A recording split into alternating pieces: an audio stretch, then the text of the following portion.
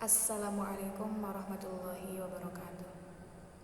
Terima kasih atas kesempatan yang telah diberikan kepada saya. Sebelumnya perkenalkan, nama saya Uli Maghfirah. Pada kesempatan yang berbahagia ini saya akan menjelaskan tentang asbabun nuzul dan urgensinya dalam studi Al-Quran. Latar belakang masalahnya, dalam ajaran Islam, Al-Quran merupakan sumber rujukan yang pertama dan utama.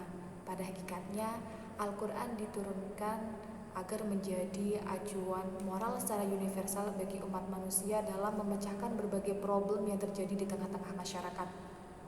Oleh karena itu, Al-Quran dihadirkan untuk menjawab berbagai masalah yang terjadi di dalam masyarakat sesuai dengan konteks dan dinamika sejarahnya. Dan oleh karena itu pula, sangat rasional jika para musafir sepakat dengan prosesi penurunan Al-Quran secara berangsur-angsur dan tidak sekaligus. Nah, makanya asbabun nuzul ini sangat penting dipelajari karena ini yang akan menjadi kunci pokok dalam pembuktian bahwa Al-Quran itu benar dari Allah Subhanahu wa Ta'ala. Langsung saja, rumusan masalah yang akan dibahas ada 4. Yang pertama adalah bagaimana pengertian asbabun nuzul. Kemudian yang kedua adalah apa saja macam-macam asbabun nuzul. Yang ketiga, apa saja macam-macam redaksi asbabun nuzul dan maknanya. Kemudian yang terakhir adalah apa saja urgensi asbabun nuzul dalam studi Al-Quran. Sekarang pengertian asbabun nuzul. Asbabun nuzul merupakan idofah ya.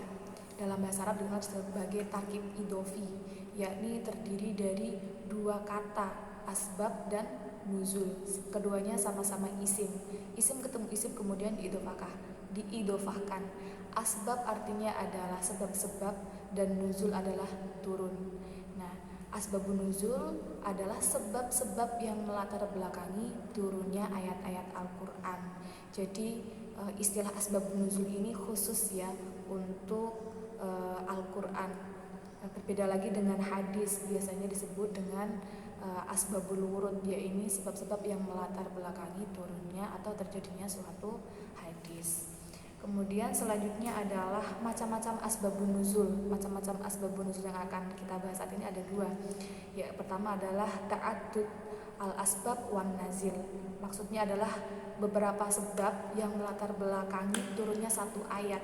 Jadi satu ayat ini yang melatar belakangi terjadinya turunnya satu ayat ini ada banyak, 1, 2, 3. Nah, kemudian yang kedua adalah ta'addud an-nazil wa an-nasab al-wahid. Adalah satu sebab tapi melatar belakangi banyak ayat. Jadi ayatnya itu banyak tapi yang melatar belakangi ada satu saja. Kebalikan dari ta'addud al-asbab wan nazil. Kemudian selanjutnya adalah pembahasan tentang macam-macam redaksi asbab an-nuzul dan maknanya.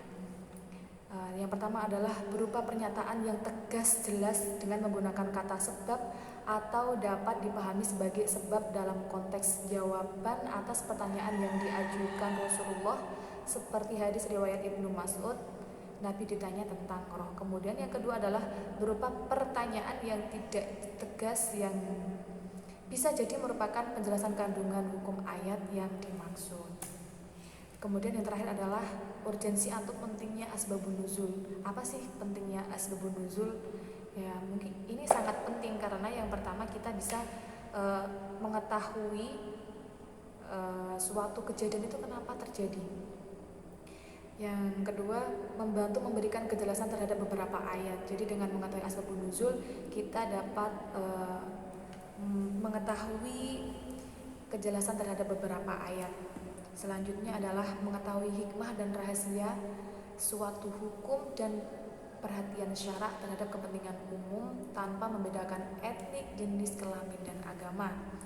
Selanjutnya adalah yang paling penting ini ya, dapat memahami suatu ayat itu berlaku umum atau khusus. Kemudian yang terakhir adalah pengetahuan tentang asbabun nuzul akan mempermudah orang menghafal ayat-ayat Al-Quran serta memperkuat keberadaan wahyu dalam ingatan yang mendengarnya jika mengetahui sebab turunnya.